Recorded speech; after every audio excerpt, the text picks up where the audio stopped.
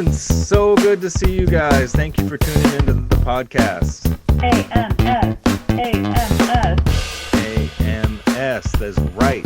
So excited to talk to you guys, Mustangs, on this special election coverage edition of the School Counseling Podcast. There's important things happening in our country right now, so we thought, we should probably talk about it. Right. It was like last week was Halloween, and this week is equally as scary. An election. It's like, when does the roller coaster end? It's just a lot. It's a lot. Right. I'm ready for just a normal week. It'll happen. Yeah. Let's also check in with our cool, super famous, awesome interns, Mr. Phil and Miss Jessica. How are you guys? What's up, Alderwood? How's it going, everyone? Hi, everyone. Hope you guys are all doing well. Yeah. How was your guys' last week? Oh, and how was Halloween? We haven't followed up. We built up for Halloween, and we never really debriefed how Halloween went for everyone.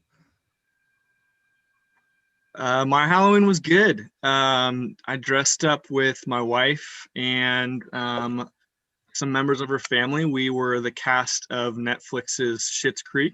So I was Ted the veterinarian, and she was Alexis, and so that was good fun. Yeah. That's awesome. And for me, I have a 1-year-old son, so he was baby shark and I was mommy shark. So we just did a little bit of Halloween at home. It's pretty cool. That's so really cool. Cute. I love that. What about you guys, Miss Henson? I heard you guys did a scavenger hunt. We did a really cool scavenger hunt. My husband drew this beautiful map thing for my kid, and then made little cardboard houses. And then he had my son George, who's 2. He had to find the houses in the house, and then he had to knock on the little doors and say trick or treat to get the candy out. Oh, cute. Nice. All right, at least he's getting in the good practice. But Yeah. I was holding out for Tiger King for you though from last week. I know. I don't know how I missed my opportunity here, because he dressed up as a tiger. I don't know why I wasn't Carol Baskin. I missed my opportunity, guys. Yeah. Come on. There's always 2021. It'll come sooner than you think. I can't believe there's only 2 more months till 2021. Bring it on. Bring it on. Yeah. My son was Superman, which he says Soup Man. So I'm like, Campbell's Soup Man? Super. And then my youngest son was an Ewok, because some friends we hung out with, their son, who's the same age, was Baby Yoda. So that's really cute. Pretty cute. Got some cute pictures. But all right.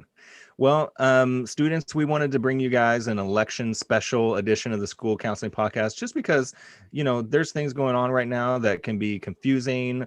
You guys have wonderful social studies and history teachers that we're going to, that are teaching you and probably discussing relevant issues that are coming up. But we wanted to give you a chance to just kind of hear some information and have a discussion about what's going on, because we want to help and support you with whatever's going on in your life. Even if it's really stressful with what's going on in the country and what's going to happen. And it can be a very big deal, especially even if it's just for your parents. So today we're bringing in very esteemed social studies teachers to help us. Really a foremost authority, really. Top level authority. But before we do that, as always, we have the fabulous, wonderful, best librarian in the whole world, also with Election Day special books, is probably gonna be in everyone's mind. Welcome, round of applause, Miss Stacy Wright. Yeah. Hey, Mustangs. It is so nice to see you on this crazy week. So in the Alderwood Middle School Library, and don't forget, even though you're learning at home, the Alderwood Middle School Library is open for curbside pickup and audiobooks. So we have all kinds of books about government, about the Constitution, about political figures. We have Biden, we have Trump, we have Kamala Harris. But I wanted to do something a little bit different today. So the first book that I want to share with you is called One Person, No Vote. and it is how not all voters are treated equally. Now, in Washington State, we are very, very lucky because we can vote by mail. We vote by mail. Could not be easier to vote in Washington State. However, in other parts of the country, ever since 1964, with the Voting Rights Act, which was supposed to make it easy for everybody to vote, there have been things put into place to keep people from voting. And if you looked at the news in the last couple weeks, you'll see really long lines for people voting in different parts of the country, all kinds of things that make it really hard for people to vote. And some of those are to keep certain groups from voting. So this book really talks about some of those ways and why people are still fighting for the right to vote, even though in 2020 it should not be difficult. So that is one book. The second book is a book of fiction. I keep hitting my microphone. I am sorry.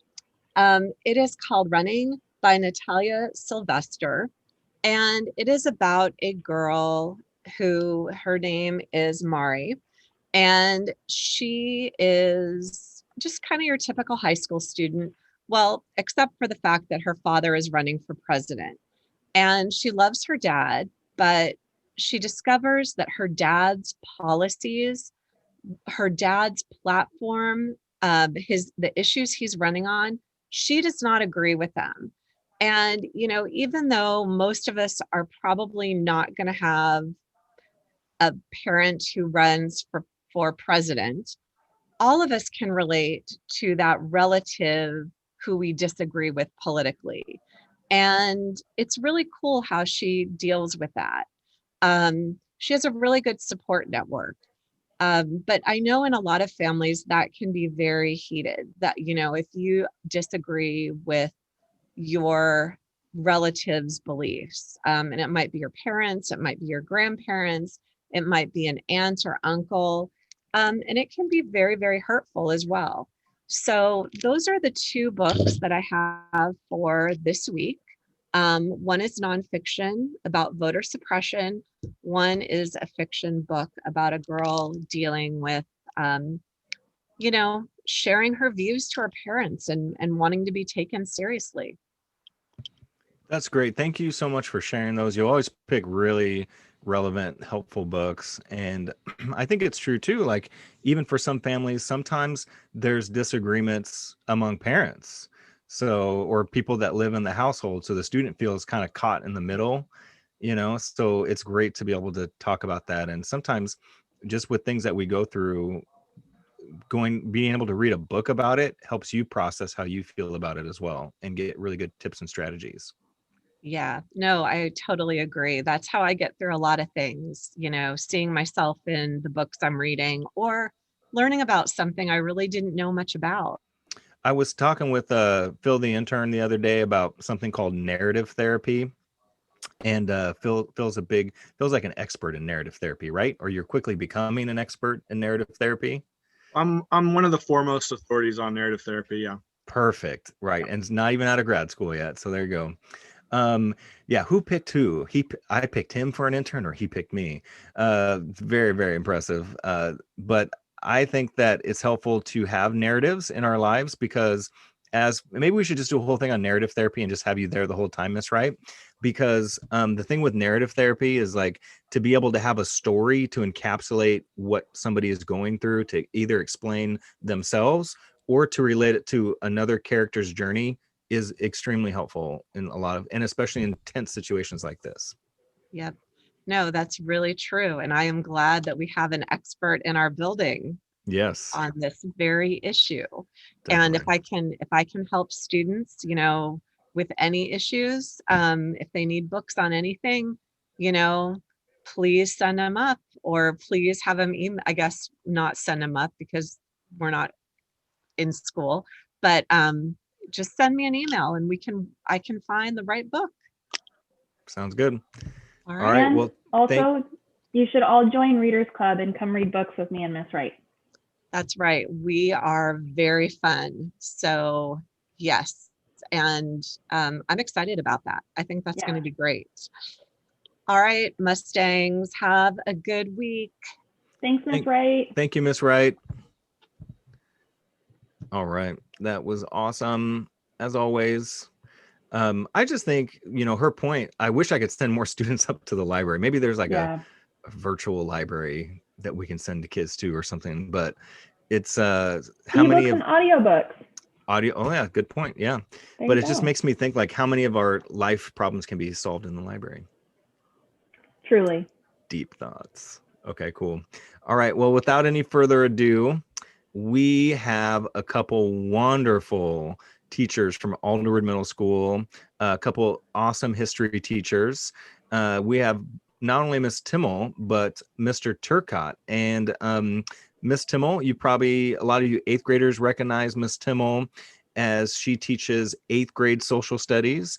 And a lot of you 7th graders probably recognize Mr. Turcott as he teaches 7th grade history, Washington State history and social studies. So please welcome to the show, Miss Timoll, Mr. Turcott. Hey, thanks, Josh. It's great to be here. Excellent. Yes. Miss Timoll, do you want to say hi, Miss Timoll? Oh, hey guys, glad to be here. Thanks for hosting another awesome podcast and inviting us to be a part of it. Oh, we're honored for sure. Yeah. Where are you, Miss Timoll? I'm at home. Oh, I mean, what's the background? The background is my classroom. Oh, so you have a virtual background of your classroom. Yeah. That's brilliant, honestly. All right, cool. Pictures of all different angles of my classroom. So I was going to say, because I feel like I've seen different parts of your classroom in like different meetings and things. You have. Mr. Turcott. Classroom for a long time. So it looks like you're at work, but you're really not. Hey now. Look. That's a pretty good alibi. Like you could set that up so that someone would think you're somewhere when actually you're somewhere else. That's slick. There you go. Not that that's ever happened, but No. yeah. Never. And my name is Mr. Turcott, and it's 1:51, and I am here in the podcast, establishing my alibi. He also has a huge American flag in his garage. That's where he's at right now. That's right. Uh-huh. That's cool. Waving in the background. All right. Well, again, thank you guys for being here. Obviously, we know that this week there's a huge election, not only for the president. Everything seems to be kind of focused on that, but there's a lot of like different issues in states that are being voted on and certain people in states that represent those states that are being voted on. And we really wanted to bring in the experts to kind of talk about what is going on right now, why are things so contentious and stressful, and really even answer some questions. Because obviously you guys do a great job in your classes teaching history and social studies, but some students even wonder like, what is an electoral college and why is it important, and how come just the person that gets the most votes can't win? Millions of different questions about like why don't we know? And typically we know like 11 o'clock at night on election, but it's Thursday and we still don't have an answer. So we wanted to bring you guys in, and we'll let you guys just start, just kind of like give us the rundown, like what can you talk to us about where we are right now? Well, I think I'm wearing purple here to represent very much that right now there's a lot of purple and a lot of blue coming together right now in this process, representing the Democratic and Republican parties. And anyway, so that's my first statement, right? But the Electoral College is what ultimately determines who is president. So we have the popular vote, and in each state, people vote, right? They cast their ballots. They vote not just for president, but for local issues and local representatives as well. So it's important to note that in November, when a vote is held, it's not just for the big offices, it's for local things as well. But the popular vote then determines essentially the way that the state electors are supposed to vote. That doesn't always happen that way. We had 4 rogue or faithless electors in Washington for the last election. But the Electoral College, which is determined based on the number of senators, which is 2 for every state, and representatives, which varies based on state population. That's how they determine the number of electors each state has. And then those folks, depending on if the state popular vote is either primarily for the Democratic nominee or for the Republican nominee, at that point, then the electors for that political party cast their ballots in December. And then that's presented to the Senate to then move forward with the vote. So what we're waiting for is to get the popular vote in these states. Nice, Turcott. And then based on the popular vote, then that'll determine the electoral votes. Now, here's an interesting thing, Nebraska and Maine, those 2 states, the electoral votes are actually based on the district that the votes come from. And so those 2 states, it is not an all or nothing thing. It is divided between how the districts vote. So it does not represent the entire state's popular vote. It represents the popular vote within specific regions in those states. Yeah, and you need 270. 270 is the magic number of electoral votes to win. But I think because of those split districts, that's why the possibility of 269, 269. I mean, in this, I think that's ruled out at this point, 269, but you could result in a tie. It's feasible. It's theoretically possible because of the districts. Is that correct? Yes, it is. Yeah. So I want to ask Mr. Turcott, because he has a cool map up behind him, but like why do, so we vote through the electoral process. It's not popular vote like in school, whoever gets the most votes, they're the most popular, they win president or vice president of the school. That's not what we do. We vote by states, and each state has a certain amount of electorals or votes that go to that 270. But for example, like everyone's waiting on Nevada. Nevada has 6 electoral votes to cast, but neighboring California has 55. So why does Nevada only have 6 and why does California have 55? It's almost like California has more of a say in who becomes president, but there's a reason for that. Mr. Turcott? Yeah, well, a lot of this goes way back to the beginning of our country when the founding fathers first set up this system, which was really a brand new system. It had not been done anywhere else, where a true representative democracy where the people were going to get to vote for who their leaders were. They didn't really know if people could make big decisions. Like they didn't trust, like what if the people don't know what they're doing and they make poor choices? What if they elect somebody who would want to change everything? And again, a lot of these founding fathers were wealthy and landowners, and they didn't want someone to come in who might change the whole fabric of the country. So they set up this electoral system so that if a person was elected by the people that they thought was a danger, there was a safeguard in that the electors could choose to not go with the popular vote in that state and just go with their own choice. Okay, that's never happened. So the electors have always voted the same way as their state. And then this also was when they first compromised the Constitution, they came up with how the people were going to be represented. And the bigger states wanted more votes. So, or they weren't going to join our country from the very beginning. The big states like Virginia. So what do you, when you say bigger states, what do you mean by bigger states? Like bigger states meaning more people. Got it. So population, more people you have, the more representative you get, the more votes you get. So like originally that was Virginia and Pennsylvania were our 2 most populated states. So they wanted the most votes. Now it's New York and California and Texas that have the biggest population. So they get Florida's pretty high too. Yeah. Yep. Yeah.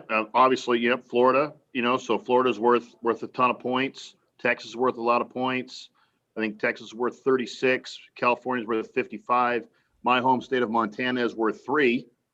So they don't get a lot of love from the candidates during the because it's only 3 points. But if it's really close, that the 3 points can determine who wins an election. Like in this case, it's an amazing election. Even if you're not, like what I'm telling kids, I mean, even if you're not that into politics, and I'm not that invested in actually, you know, I'm not real political. I love history, but I don't get all wrapped up in like who's going to win and why. And I just love the study of it and like who is winning and why are they winning and why are people voting the way they are. Because it's for me, it's just very interesting to watch. And, you know, it's an amazing election. It's just incredible to watch for 3 days and how close it is and how all the experts had all these predictions and a lot of the experts were wrong. Like, we don't know how people are going to vote until they actually vote. It's really interesting. I was going to ask that, but I want to point out in the map behind you, the gray state, that's Nevada, isn't red or blue because they haven't officially declared what the votes are because they take votes in at different times in different ways. And Miss Timoll's comment at the very beginning about purple is the idea that there's red states that are Republican, and there's blue states that are Democrat, but if you combine both, it makes purple. So it's kind of like a sign of unity. So I appreciate that comment. That makes a lot of sense. But I don't know about that, Josh. What was that? I'm not sure about that. Oh, purple and purple is red and blue? Well, red and blue would make purple. We should bring in Miss Barnes. I'm not sure about that. We should bring in Miss Barnes and find out. We'll see. Or Sid. I think Sid might go ahead and teach him the colors. Nice. But like Nevada, if you look at Nevada, like it looks like a big state, but it's also mostly a desert. There's like, 2 or 3 big cities in Nevada, but then there's like multiple huge, ginormous cities in California, and LA is the second most populous city in the entire nation too. So that's why they have so many electoral votes, and why each state is different. Yeah. But I wanted to ask you guys, maybe Ms. Timoll, Mr. Turcott, either one. I think that maybe from what I'm hearing, a lot of the stress, to Mr. Turcott's point, a lot of the stress that's kind of happening right now is exactly what you're saying, that polls were showing a huge lead for Biden coming into the election, and the fact that we still don't have we don't have a clear decision is stressful for a lot of people, because we didn't anticipate that it would take this long to have a call. Yeah, one of the maps that my students viewed that came from data on Sunday's data, the projections were that Biden would have 351 electoral votes and that Trump would have 187. And so that was 2 days before the election. Those were predictions. And clearly that's not what has happened. And despite the large number of votes, the votes are far more, it's creating a far more equal vote in terms of the Electoral College than anticipated. And yes, that was 2 days before the election. It was projected essentially a Biden blowout, but it is definitely not shaping up to be that way. And I'm just curious too, because I think there's a lot of talk right now about how, like, we need to keep counting the ballots. And then there's also talk of like, we need to stop counting the ballots. And can you guys talk a little bit about like how an election works and the ballots and when they should be counted, when they shouldn't be counted? And Phil hasn't had a chance to chime in much, so I don't want him to please add to anything. It's not that we're experts here. I'm just a guy with, a bag of potato chips and a TV watching this. So, who am I? That made 2 of us on Tuesday night. Yeah. And it's fascinating to watch. You're also a certificated teacher that teaches young minds history, though. So you are definitely. I'm just a garden variety certificated teacher. But yes. So anyway, and I'm old. I've been around, been around a long time. So seen a lot of elections. And there's a huge, there's a long history to your question about what should count, how they count. Is there cheating? Is there corruption? Let's be honest. First off, the presidency is the most sought after position in our government. You're the leader of the free world. you are really in many ways the visible representative of the most powerful country in the world. And it is a big deal. I mean, and you can veto the veto power alone. Oh, and just you're the president of the United States. I mean, you're the president. You are in an unbelievably prestigious position, and it's a big deal. So there's tremendous amount of money and involved and influence. And I mean, you talk about it's been on TV for 3 days because you have so much invested in who wins this election. So,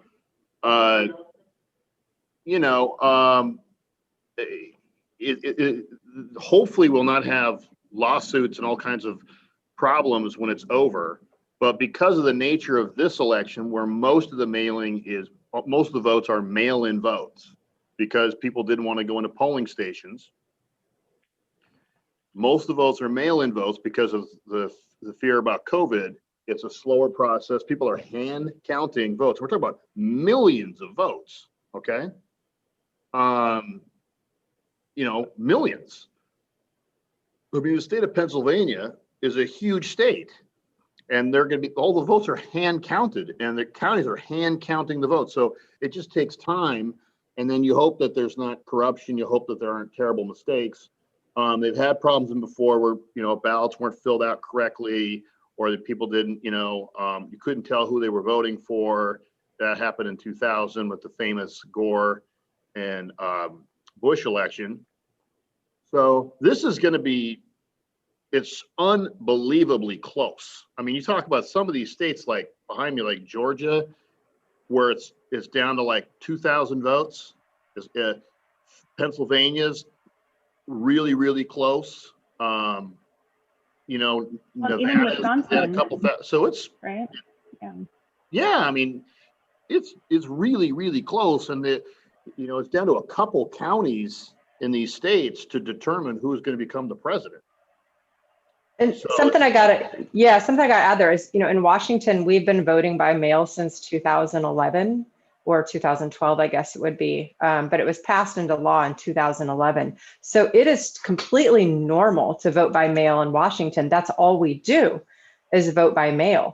But you go to other places in this country and you see the lines at the polls where people go into their secretive little boxes and fill out their votes and then cast their ballots. And so voting by mail is not common in a lot of other places, or as common. And so they're processing, plus you have such a huge voter turnout this time. So many more people are involving themselves in the democratic process, that you have such a higher volume of ballots coming in as well. And, ultimately, this is the democratic process, right? It is, we have the opportunity to vote. And that isn't the case in all places in this world. And even in our own country, when you look at the history of voting rights, it hasn't been fair for everybody, and it hasn't been guaranteed to everybody. So it's a big deal, and every vote has to be counted. Yes, it does go to the Electoral College. So people might say, my vote doesn't count, it doesn't matter, but it does, as we're seeing. There was a while ago, I haven't checked for a couple hours, but it was a 0.3% difference between the candidates in Georgia.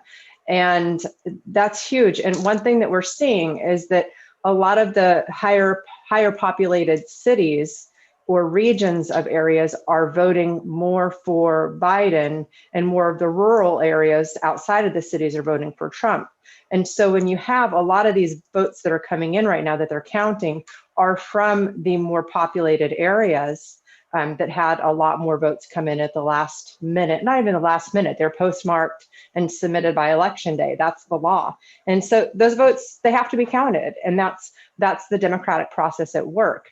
And so as long as they're postmarked by election day or turned in by whatever time the polls close in a particular state, they are to be counted. And so that's why this is taking a while, because people aren't used to counting this many ballots. Like Mr. Turcott said, more people mailed things in this year because of the pandemic. And so and also some states, this is fascinating, some states don't start counting ballots until election day. So Right. now they have way more ballots than they're used to counting, and they're having to count them all starting on election day, not before. And so it's going to take them some time So to do this. Let me ask a question about that. So, Mr. Turcott brought up a point, and you kids weren't even born in 2000, but he brought up the Al Gore, George Bush first election in 2000.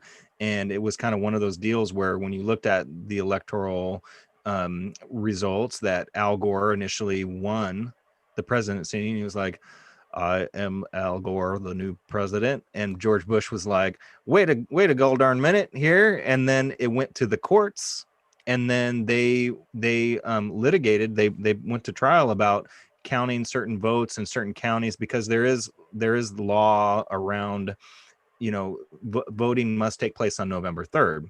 But to Ms. Timoll's point, there becomes questions about, well, what if it's postmarked on November 3rd, but it doesn't arrive, and then we don't start counting it, and we don't finish counting until the 5th.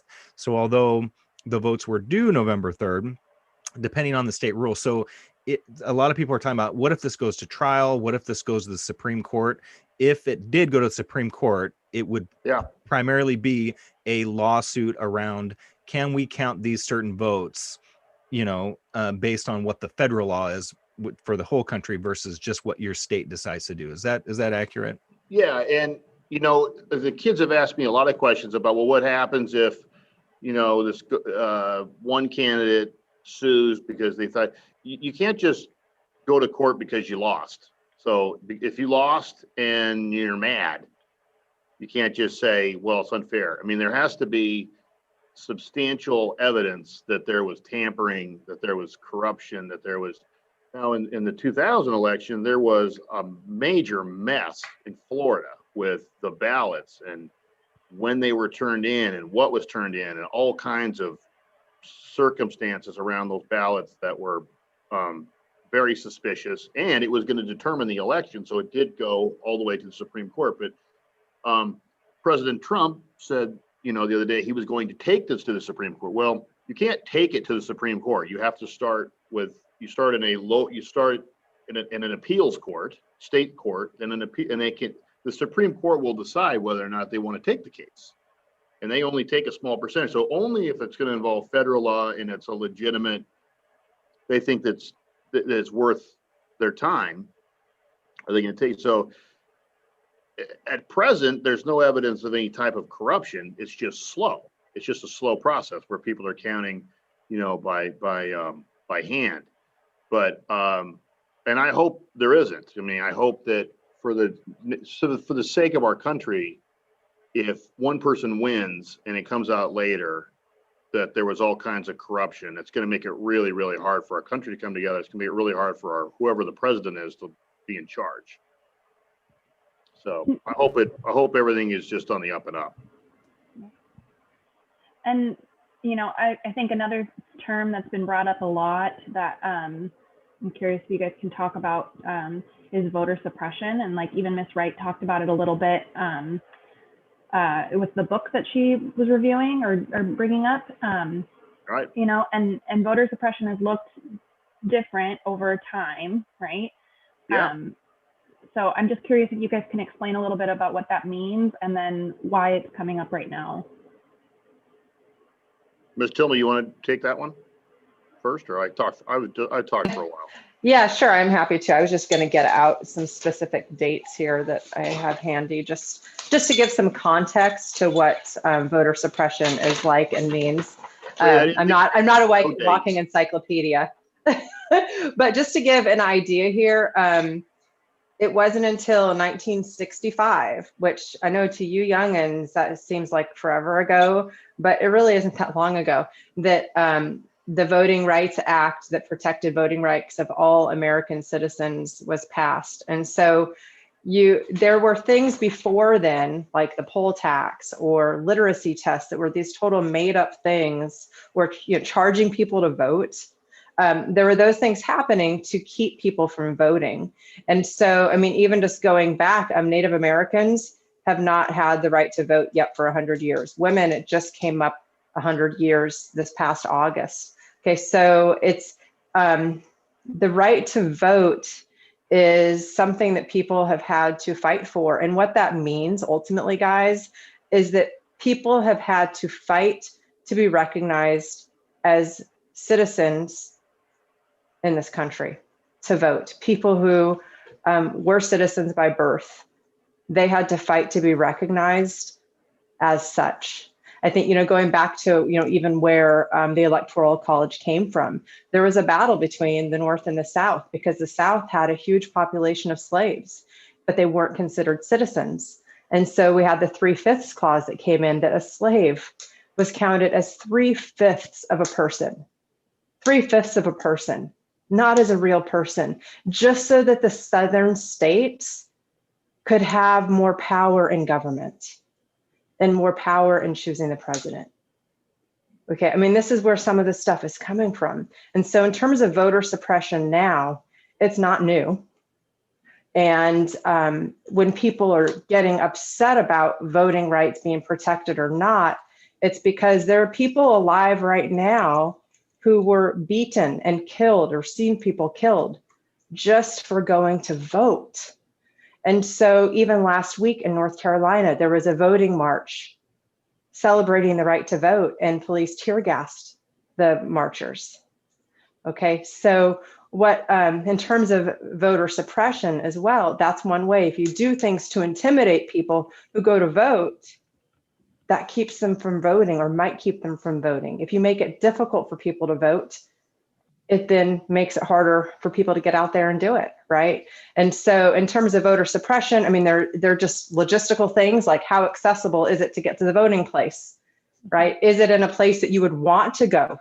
Is it a place that's too far for you to go, right? So there are things like that. I mean, you all know there are places you don't want to go. So, well, if we put a voting place in a place that someone might feel unsafe or that's unfamiliar, if we make it hard to get to, if the parking lot is 200 yards away from the place, well, someone who has difficulty walking might have a hard time getting there, right? So there are all sorts of ways that voter suppression, what it can look like.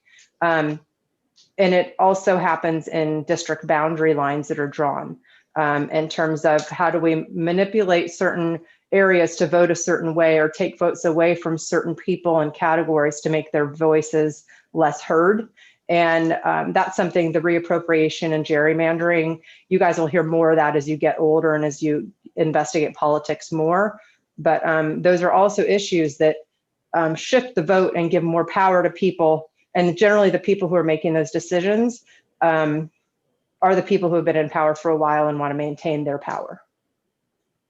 So I want to ask a question about that. You bring up voter suppression and how do we increase people's ability to vote and to have their voice heard? Because, even if Biden gets Nevada tonight and it's over, he's at 270, you will still probably be hearing things in the news about there's going to be a legal case and it's going to have to be decided. So there's going to be tension, regardless of whatever happens. But my question is this, and Ms. Timoll mentioned how easy it is to vote in Washington State, and the voters of Washington State got together and we said, we're going to do mail-in ballots.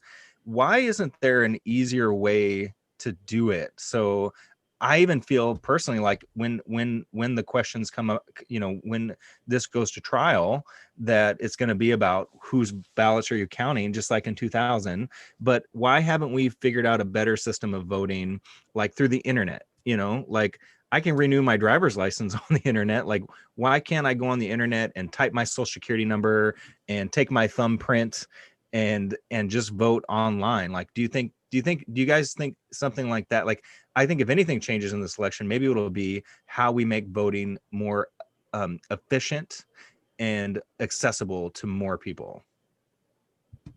Yeah, I think that question's coming up in every election. For one, why don't we just now go by the popular vote? That's one question that comes up. Like we have the technology now. You can just go off of whoever gets the most votes wins the election. But we still do this system where you got to, each state is worth a certain amount of points. And then there's a lot of criticism over using the Electoral College and how, right, that it doesn't always feel like it fairly represents, like it doesn't always match the popular vote, right? Right, because you can get more votes than the other person and lose. Mm-hmm. which is sometimes hard for kids to understand that, you could, because you didn't win certain states, more people in the country voted for you, but the other person won because of the way the system works. So it doesn't happen very often, but it has happened. And it happened in the 2016 election, right? It did. Hillary Clinton got more votes than Donald Trump, but because Donald Trump won more states, he got more points, and he actually won the election by quite a bit. So the other piece is, this is a huge deal for who wins these elections. I mean, we're talking millions and millions of dollars are invested in who's going to win. Corporations and donate. So there's a lot invested, and they all have to agree on all the parameters around the election. If you're running for office and you don't want a lot of people to vote, then you may want it to be a little more difficult. If you think you're going to win if lots of people vote, then you want to make it as easy as possible for everybody to get registered to vote. And so that's really what it comes down to is, do we want to have do we want the rules to be fair so that everybody can vote? Or do we want to have some rules like, should you have to be, a high school graduate to vote? Should you have a driver's license to vote? Can you vote if you've ever been arrested of a crime? Can you vote, if you're a citizen or you're on your way to becoming a citizen? So there's all these kinds of questions that come about who can vote. And that really defines what our country is all about at the end. Because as Ms. Timoll pointed out, voting is powerful. I mean, the right to vote is a tremendous power that influences the way our country is run. And that is why there's this long history of suppressing people from voting. Yeah, I have a quick question about, you guys have been teaching social studies and history, and whatever happens in this election, because it's so close, not in Washington State as much. Washington State, I think, was like 60-30 for Biden or something. It was that's typically what happens in our state, but still, that's 30% of the population.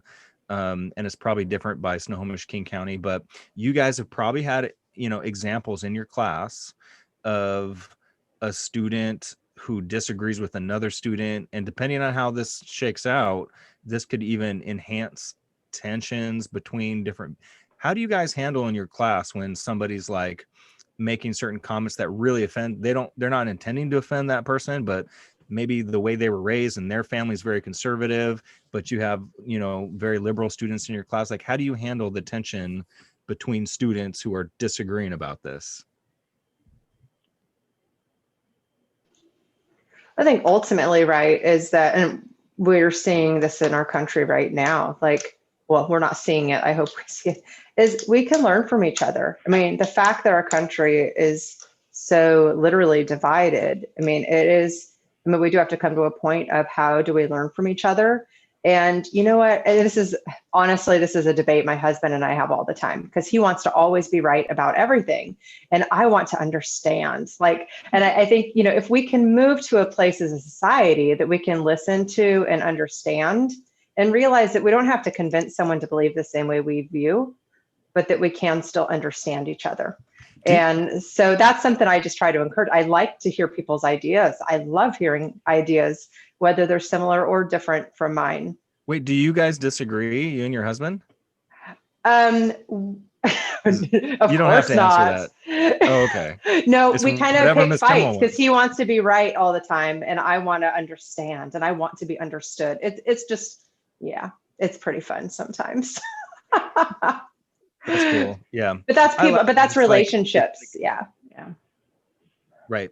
But like in a class, it's like, okay, if there's a disagreement, let's really try to hear each other out and at least hear where you're coming from. That it's just not something that is in your mind that you're spouting out, but it's actually something you've thought about, and at least starting with hearing and empathy will help at least diffuse tension. But what about you, Mr. Turcott? Does this happen in your classes, and what's a helpful way to deal with disagreements? You're muted, my friend. Mr. Turcott, you have to unmute your microphone. He's yelling at us now. Boy, I don't know. I don't know. I mean, first off, we're talking about middle school kids, so they're young, and one thing about kids is there can be a little bit more run by emotion, just because of their age, as we all know. So a lot of kids are very passionate, very, very, have some emotions or fears or anger about what's happening or what they think is going on. And I'm not so sure adults. I mean, I think adults in our country cannot have civil conversations about these things. I mean, my parents were telling me the other day, or this was a couple weeks before the election, my father was saying, we got 30-year friends that we can't even discuss politics with because it'll end the friendship. And I said, well, if a discussion over politics will end your friendship, one might suggest that you're not really that good of friends, which they didn't like. But that's a great point. And I want but to I mean, say, it's like it's part go of ahead. it's just part of. We have a right to our opinion, Yeah, I think nothing gets heated as much as like conversations about religion and politics, right? Those are the two. Yeah. Kids yeah. on a first date, try to avoid religion and politics conversations. Just a little bit of a dating advice. Right. But and I mean,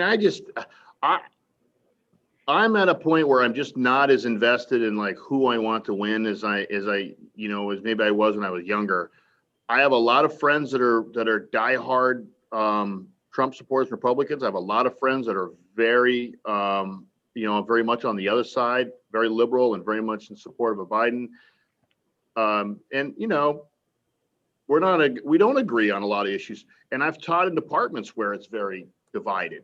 And I think you learn a lot by talking and having these conversations and hearing other people's point of view rather than just being sure about your point of view. And, you're usually not going to change people's minds, but you do learn a lot about all the issues and why people feel the way they do when you get a chance to discuss it.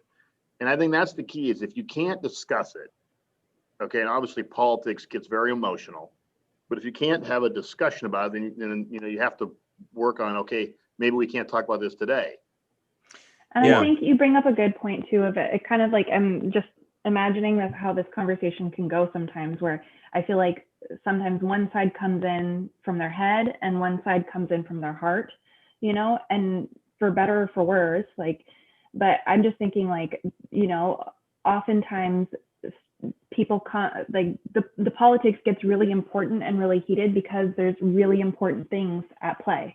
Like there's parts of their humanity or their personhood that are kind of at stake in some way.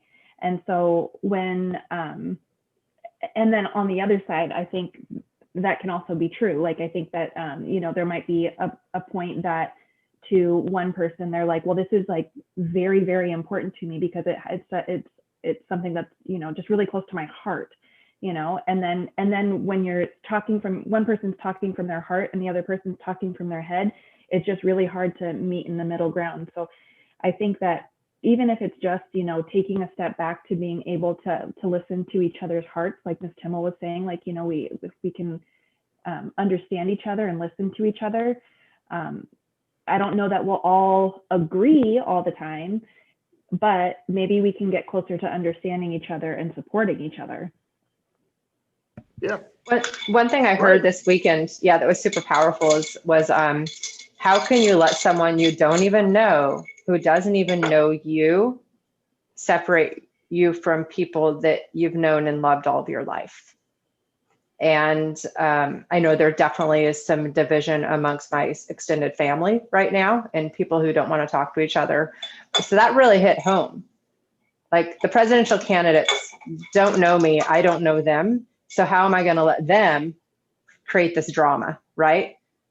Sounds like middle school, right? So it really is, how do we protect the relationships with people we love? But at the same time, I understand people saying, like, if you're voting for this person, you are saying that my needs and my concerns and my value as a human are not a priority to you.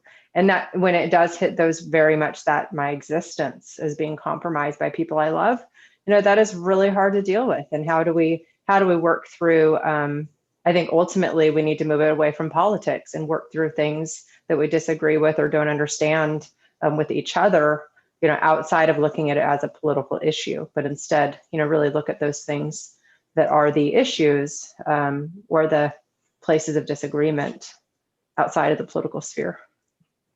That's a good point too. And, I just quickly, what I wanted to respond to that also kind of ties into questions about students who have vastly different views than their parents, and how do you make that work? And one of the things that I think is helpful is just humility, not only for yourself, but for other people and where they're at politically. Because, frankly, the way that I grew up and the household I grew up, and throughout high school, I was one way politically.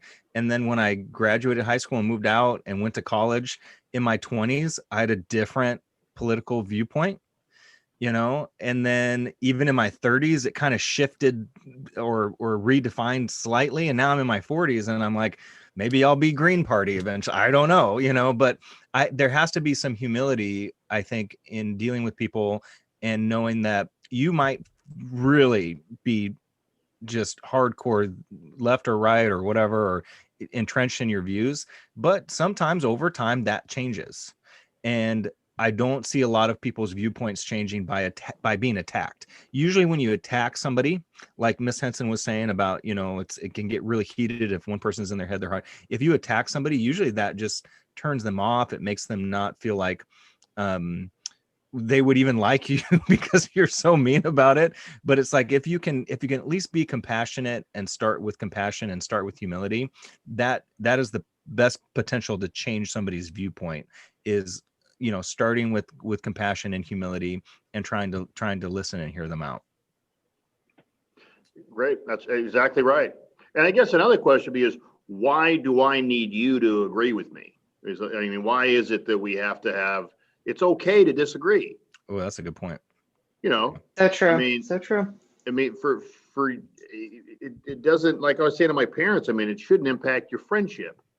You have a right, the reason why this is a great country is you have the freedom to practice the religion that you want to practice, or not practice a religion at all. And you have the right to practice or whoever you can follow and pursue who you want. But it just gets so competitive and emotional. Like it becomes like a sporting event, and then people think, people just get so wrapped up in it and get angry. And, hopefully that won't happen this time. Hopefully we're not going to have a bunch of violent protests and anger and hostility. And, but it's always a challenge when you have highly charged political times. So Yeah. hopefully it doesn't happen. And really important things. Like there's just some really important things happening right now that I think we all have to do better at listening, and yeah. Exactly. Speaking of doing better, we like to try to end our podcast on a lighthearted, fun note. And we kind of had an ulterior motive in bringing you guys here. Miss Henson is from what I can tell completely undefeated in Kahoot. She wins every Kahoot all the time. And so we actually have a Kahoot set up for you guys on presidents. You're wrong. This is wrong of you. A quick I'm quiz. gonna get whooped, guaranteed. I'd love to see. Actually, I don't really, at this point, I don't want to see Miss Henson dethroned, because now it's like this whole big thing where she wins everything. So, but anyways, are you guys down? Do you guys have enough time for a quick Kahoot? Oh yeah. Yeah. Okay, so cool. All right, let me share screen here. Let me play. No looking up answers either, Miss Timoll. No, you guys won't have time. Hey now. All right. So here we go. Share screen. Classic Presidents Kahoot. All right. So go ahead and join. How do I join? I got to go to my own thing? on your Yeah, you can phone. do it. You can open up another window on your computer, or you can do it from your phone. And Phil and Phil and Jessica, feel Jessica. free to join. Please. Yeah. Wait, who already put their name in as Henson? Oh, that's not fair. That's going to be confusing to the audience. It's okay. I got this. Fine, give me the boot. The real Hanson. I think it was Mr. Turcott. He meant to write Hanson. But I got to put in my, you can ask your I grandchild. got to do the whole like username and email and everything. No, man, just go to No. kahoot.it Jesus. and then Yeah. it asks for a pin.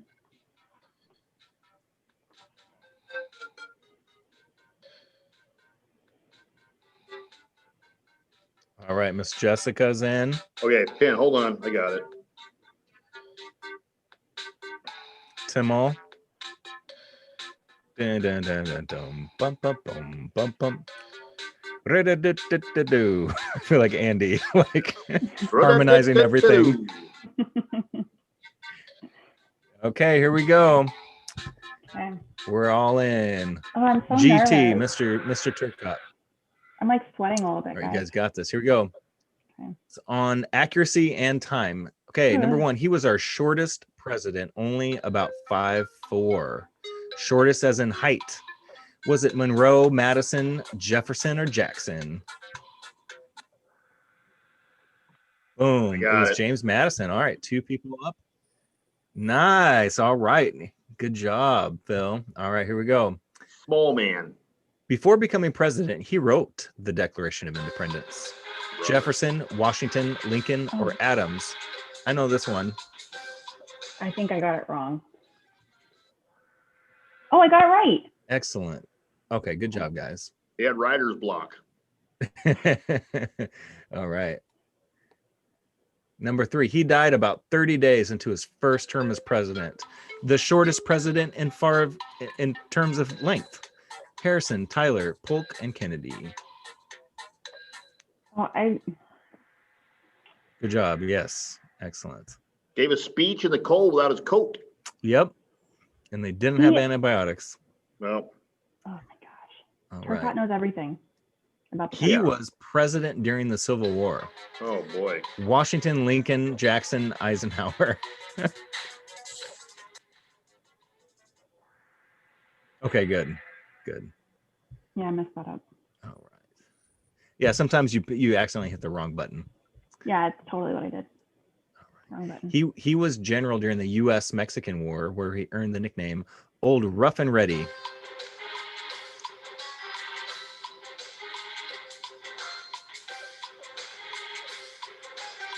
That's what my pedicurist calls me. Just kidding. Rough and ready. I was trying to think. Miss Henson said that's when she gets a pedicure, what her nickname is. All right. Yep, Zachary Taylor. Cool. All right, still anybody's game. He was general in the Revolutionary War and is referred to as the father of our country. Even though he Lincoln, had Jefferson, no Washington, children. or Adams? Good point. Yeah. My point is never. All right, good. You guys got that. Washington. Phew. It took a while for my phone to load. That cost me a few points. That's it's like a ballot problem. He was the only president ever elected to 4 terms. Roosevelt, Fillmore, Lincoln, Roosevelt. I know this one. I thought it was 3 terms. Why was I wrong? No, Huh, 32, interesting. 36, 40, 44. Oh my god. Weird. Okay. Millard learned something Fillmore new. wasn't married but had a cat. Oh, Bachelor. he was a general in World War II. He planned an invasion of Europe called D-Day. I know this one. Yep. Ike. Oh, crap. General. I actually knew Eisenhower. that one too. I did it too fast. Okay. Question 9. He is the last president to be assassinated. Kennedy, Lincoln, Garfield, or McKinley? Stay All out right, of good. Buffalo. Kinley. All right. I didn't even know all those presidents were assassinated. He is the only president to ever resign Johnson, Nixon, Bush, or Clinton? Your grandparents probably remember this. We're alive for it. That's right. Richard Nixon. I knew that. See, you guys, Watergate. Watergate. He made the decision to drop 2 atomic bombs on Japan in 1945. Who was the president that dropped the atomic bombs?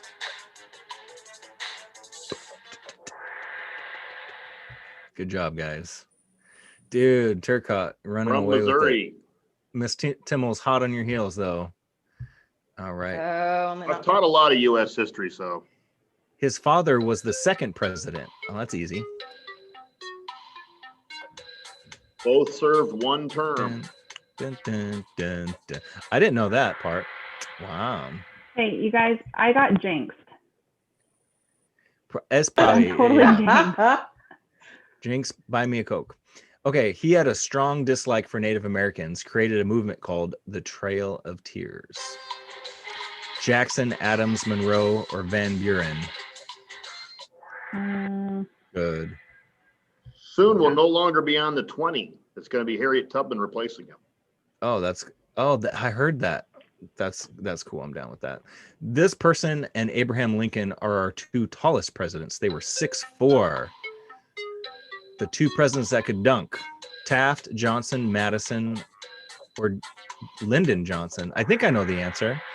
I got it. Okay, that's what I thought. I knew that one. I missed that. I read a book about the what's that called? The somebody who is in charge of the White House, like they take care of the White House. Oh yeah. The chief of staff. Yeah, chief of staff. There you go. Oh, that's good. Okay. Yeah, he was tall. That. Yeah. 5 more. He was president during most of World War II. Wilson, Roosevelt, McKinley, or Lincoln? 1. You misread it. That doesn't count. Yeah. And if you think about it, I won't give any clues. I missed that one. Yeah. Okay. I would have thought it was Roosevelt. What do I know? Ooh, that might cost me. Uh-oh. Here comes Timoll. You're still ahead. You Got to read the question. He was the vice president to become president because the president died. He was the first vice president to become president because the president died. Oh, interesting. I don't know this one. Total guess. Oh, okay. Makes sense. Tyler, too. Oh, it's so close. Okay, Not 4 really. more questions. Before becoming president, he was our nation's first vice president. The first vice president. Dun, dun, dun. Yes, John Mr. Adams. A good show from HBO, by the way. Underrated. John Adams on HBO miniseries. Yeah, it's great. One of my best friend's ancestors. Oh, no way. Wow. Have you guys seen Adams? Fun fact. He had the nickname Young Hickory and was president during the U.S.-Mexican War. Was Young Hickory Fillmore, Jackson, Hayes, or Polk?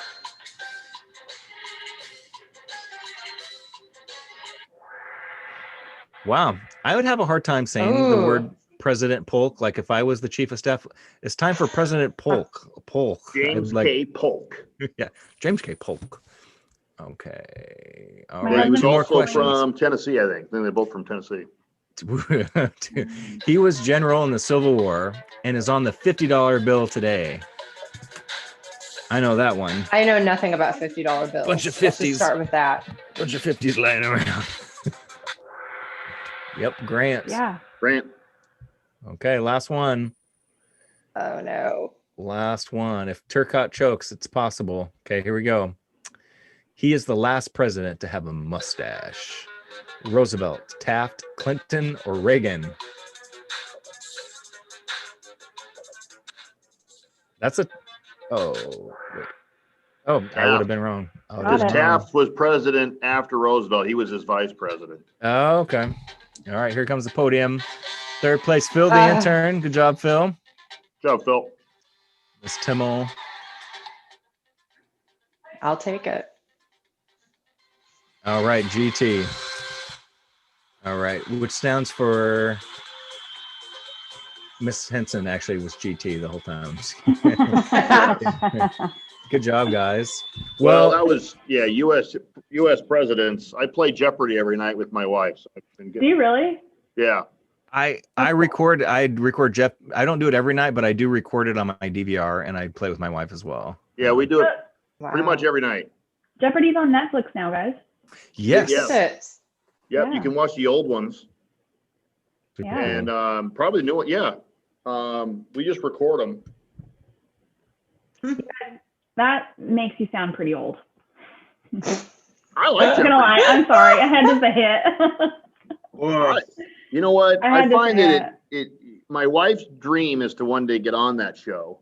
That's cool. Same. She likes to compete. She's much better at me. She's a history smart. teacher too. She's smart. She's Look really out. smart. I'll go for Wheel of Fortune, never Jeopardy. Oh, come, Wheel of Fortune. I was more of I'll stick with Kahoot. yes. I'm a press your luck guy. You guys are all too Press your luck. no whammies, no whammies, no whammies. Stop. Big Oh, money. Beep, beep, boop, beep, beep, boop, boop, beep, beep, boop, boop. When I would stay home from school, I got to watch Press Your Luck. Yeah. I was gonna say that sounds like a stay home from school special. Yeah, Yeah. it was. There was Press Your Luck actually was good. a genius guy that figured it out, like cracked it. It's a really cool documentary if you ever look at it. Like he figured out like exactly how to look at the rotation. Anyways, we're way Yeah, off it was topic. just a random. funny. It was like a random thing where you were trying to. It was almost like. So it's like slot. It was almost like a slot machine. It's like basically. slots, yeah. That's why I do good at that. Anyways, well, hey guys, thanks for joining our podcast, being a part. Really appreciate you guys taking time out of your schedule. Students, hang in there. Reach out to your teachers if you have questions or contact us. We're here for you. And hang in there. It can be a very tough and stressful time, but there are so many positive things that are going on that the more that we can be there for one another, it's just going to make everything a lot easier as we, especially going through the holidays. Yeah. Also, just so you know, students, we love you. Yes. You guys rock. Just that. Blue or red, we love you. 100%. That's right. And just remember to Purple. carry on, my wayward son. There'll be peace when you are gone. I don't know how that song goes. lay your weary heads to rest. Don't you cry no more. How about you've got this? All right. Bye, students. Carry on. See you guys later. Bye.